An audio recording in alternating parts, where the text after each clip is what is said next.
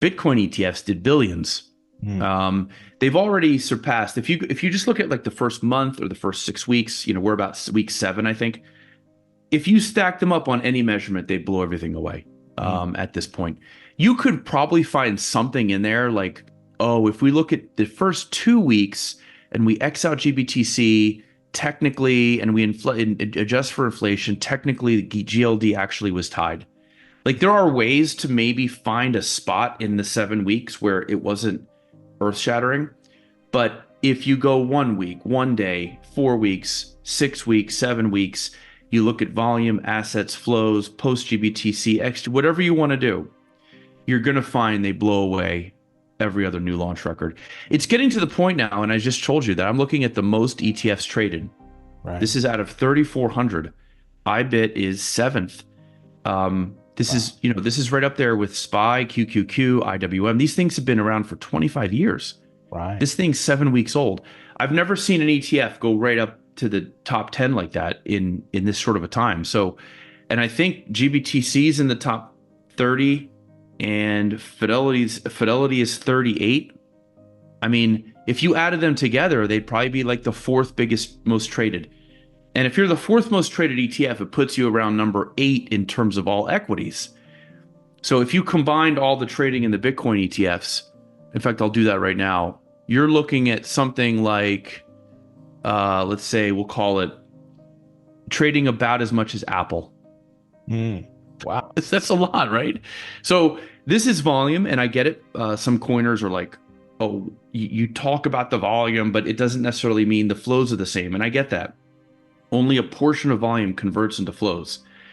But you have to understand that ETFs are trading vehicles, right, and volume is so important long term, and it's important for bigger fish. BlackRock, through the unprecedented demand for Bitcoin through the launch of the ETFs, is going to send Bitcoin parabolic. The Bitcoin ETFs are on fire right now with staggering inflows and trading volume. In just 7 weeks, the top 10 Bitcoin ETFs have surged past $50 billion in assets, destroying all previous records. Meanwhile, gold ETFs are experiencing consistent outflows. If this momentum continues, the Bitcoin ETFs could surpass gold-based ETFs by this summer. That is the latest message out from Eric Balchunas. Recently, Eric spoke about the potential listing of Bitcoin ETFs by Vanguard, the institutional outlook on Bitcoin, and the reactions of central banks to the Bitcoin ETFs. He noted that while banks could be issuers of Bitcoin ETFs today, many have chosen to stay on the sidelines and observe the market volatility. He also explained that Bitcoin ETFs are not just for crypto enthusiasts, but also appeal to individuals looking to add excitement to their portfolios whilst managing risk. He suggests that an allocation of just 1% to Bitcoin ETFs could alleviate pressure on investors, making them less likely to react impulsively to market fluctuations. Make sure to stick around to the end of the video where Eric reveals how the Bitcoin ETFs will impact Bitcoin's trajectory in the long term. Also guys, if you want to stay most up to date on the crypto world, I send out a daily 5-minute crypto newsletter that covers expert predictions, on-chain data breakdowns, and breaking news, all for free. Click the first link in the description, enter your email, and join over 50,000 others to become a better crypto investor right now. Now here's why Eric Balchunas thinks we are still underestimating the true potential of the Bitcoin ETFs. Let's face it, Bitcoin is a little like a rated R movie. For most people, for normal people, like take your parents. Right. If Bitcoin were a movie, it'd be Quentin Tarantino. It would not be Disney, okay? Sure. Vanguard just does Disney. They don't do the crazy stuff. They don't allow leverage ETFs on their platform. They do allow gold, but they don't like it. They're a meat and potatoes kind of company, family friendly, 60-40. And this, in my book on Bogle, I interviewed him many times, and I also asked him about Bitcoin, and he had nothing personal against it, although I do think the spirit of disintermediation is huge with him and Bitcoiners. There's a lot of overlap, which is why I asked Matt Hogan from Bitwise to write the foreword to that book, because he's an ETF guy who works heavily in crypto now, and I thought he could bridge the gap between the old fogey mutual fund world and Bogle and sort of connect him to the disintermediation movement that Bitcoin has, and I think he did a great job. But Bogle's problem with commodities was that it's only worth what someone will pay for it in the future. Whereas a stock is a company, and a company has people who go there every day, wake up, create value. That value turns into sales, which turns into cash flow, which turns into dividends to you. So even if the price does nothing and there's no speculation, you get paid. The money works for you. A bond, you get a interest rate, a coupon payment. So stocks and bonds, the money does work for you regardless of speculative return. He argued commodities are just pure speculative return. There is no underlying thing. Now, Bitcoiners will say, well, there are people creating value in Bitcoin. Fine. I'm not Bogle. I'm just telling you what he would say and what Vanguard thinks. And I think people inside Vanguard aren't happy about that decision. I think some might be, some might not. I personally think that it's a little nanny state-ish of them. They should just trust their own investors to make decisions. If you found Vanguard and you are a Vanguard person, because they don't pay intermediaries, so you had to find Vanguard. So if you found Vanguard, you're definitely into low cost and the Bogleism. You're probably not going to be the person who's swayed and going to put all their money in Bitcoin. That's just not who you are. So there's no harm, I think, in them putting it on their site. Whereas you could argue like putting big advertisements on Robinhood for the new Bitcoin ETFs could be a little risky because people are just going to go crazy there. So I just think they shouldn't have done it. And I do think they'll lighten up over time because they have an advisory service. So they don't only offer funds, they also will advise you on all your money, like your estate planning, your taxes. And if you're an advisor, you kind of need access to everything. So like if your client is like, hey, I actually want private equity or Bitcoin, you kind of have to get it for them or they're going to leave. So I think their move to become a bigger advisor is going to push them into offering Bitcoin at least. If not, they're probably not going to have a fund, maybe. Times change. But for now, I get why they did it. If my metaphor for this, somebody said, oh, this is their Bud Light moment. Like this is going to ruin them. And I'm like, no, because Bud Light really crapped on their own base's views. Right. Vanguard did not crap on their base's views. This is more like Walmart not letting the gangster rap albums in the late 80s on the shelf. You know, like Two Live Crew and NWA. These are my favorite albums as a kid because they had the parent advisory label on them. But Walmart wouldn't carry them, and it gave them more intrigue. So I actually think Vanguard saying no gave the story another news cycle. It created conflict and attention and intrigue. So I think, if anything, Bitcoin ETFs benefited from that. If you're an institution, say you're a hedge fund or a prop desk, a trading outfit, or a pension plan, and you want a little crypto Bitcoin exposure, you love the fact that you can put on a $100 million trade or a $50 million trade and no one will notice you. That's a big deal. If it doesn't trade a lot, I was like, I don't want to be half of the assets. I don't want to push the market price. I don't want a hedge fund to see a big fish coming in and try to game me. The more volume there is, the more anonymity these big fish can come in without anybody noticing them. They love that. And so they prioritize liquidity over everything else. So the volume is really good, even though it may get people hyped. Oh, it traded $1 billion. They think, oh, that's going to be $1 billion in assets. It doesn't quite work out like that. Right. Some of it will be inflows, but the volume is like if you were fishing for professional institutional traders and they were actual fish in a lake, and you were tasking me what bait to use, I would tell you volume. More important than fees even. Advisors love fees and low fees, but these are already low. So I always tell people, if you want full maximum category growth, you need two things: low fees and high volume, and they got both already. So they're in great shape. That's why we track volume. Volume also, in my opinion, portends flows and assets later. Like, for example, in 2008, in the awful sell-off, a lot of institutions discovered ETFs for the first time because they were liquid when other things weren't. So let's say there's some kind of massive crash in the market and Bitcoin's kind of brought into that. And there's some illiquidity in the Bitcoin market. I guarantee you IBIT and FBTC, these will be the most traded things that offer Bitcoin. So institutions are going to be like, I'd rather use the ETF than actually even interacting in the underlying currency. So that's how bond ETFs got big. And so 2008, bond ETFs saw volume spike up huge. And in the years after, their assets went up. Volume is a lot of times also when someone gets their first taste of an ETF, they're like, oh, that was it. I had a good experience. They come back later.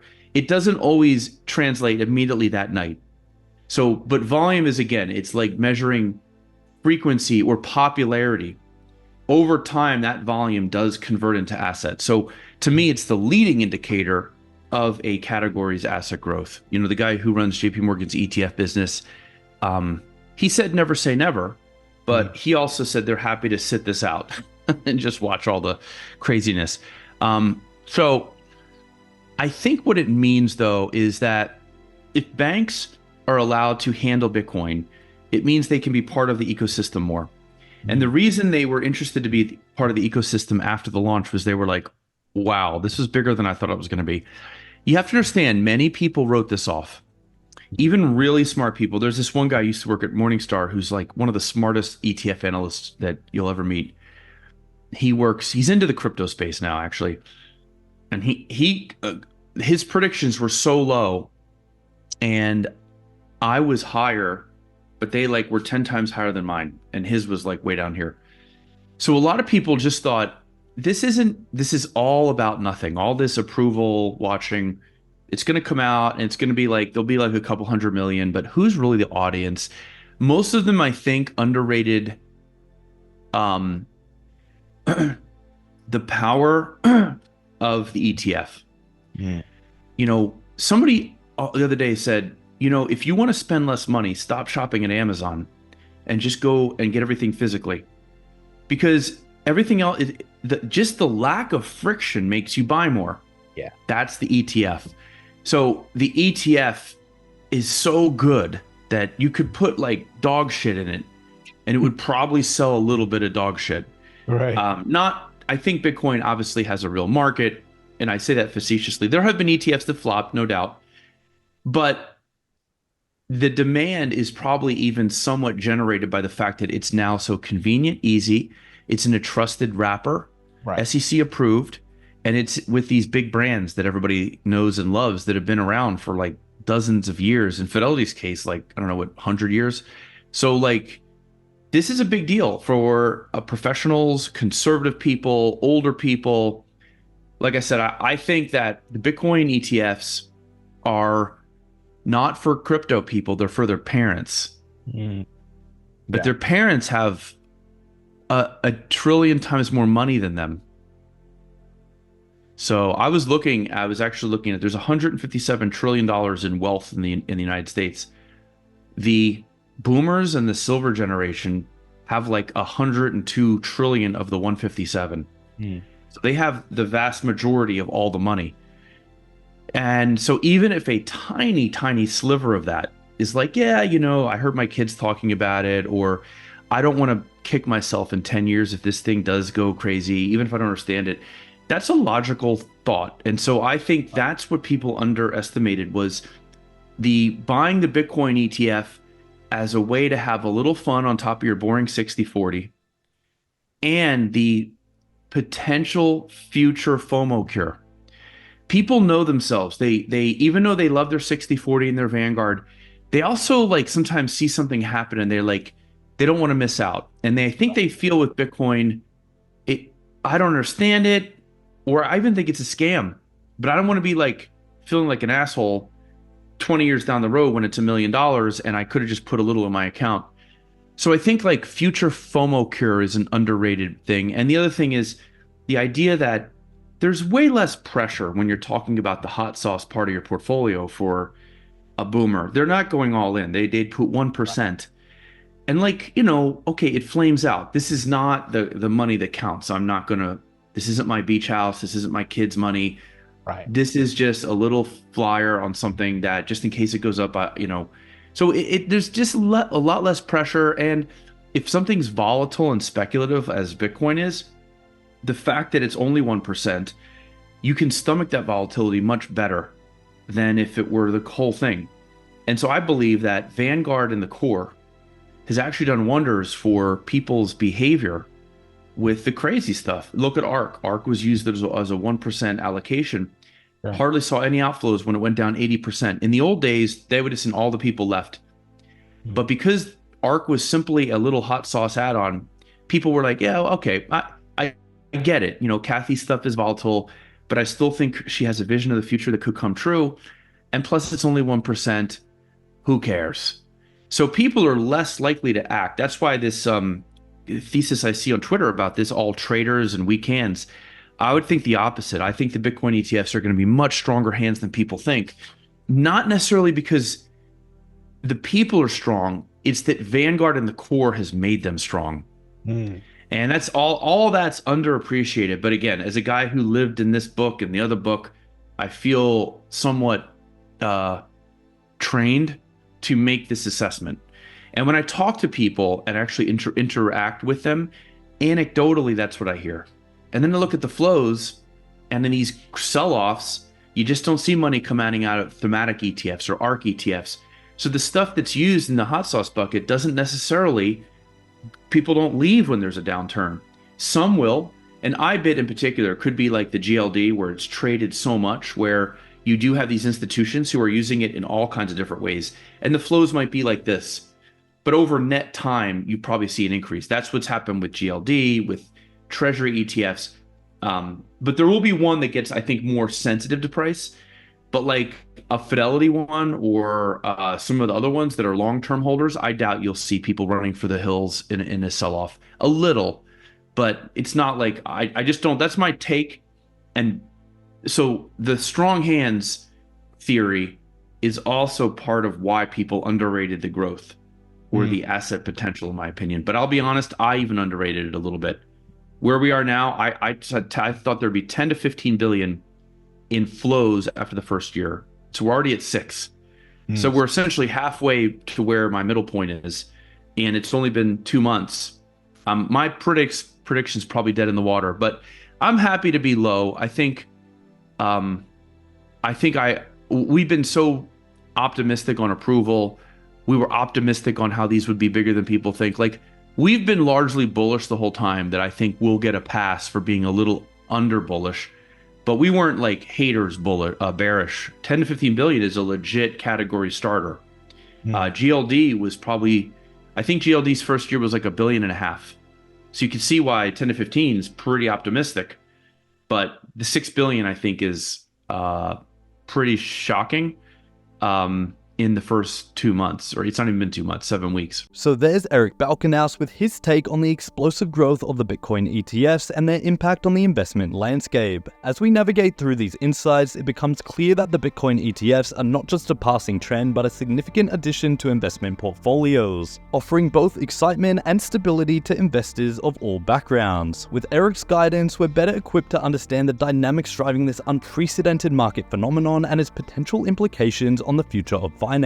Before we go, a quick reminder for those who are keen on staying updated in the fast-paced world of crypto and Bitcoin. Consider subscribing to our daily 5-minute crypto newsletter. It's a concise resource for the latest expert predictions, breaking news, and top on-chain analysis. Trusted by over 50,000 subscribers for insightful crypto investment information. Click the first link in the description to join our community and elevate your crypto investment knowledge today. Anyway guys, hope you all enjoyed today's video and that provided you with some value. I'll see you all in the next one, and as always, all the best.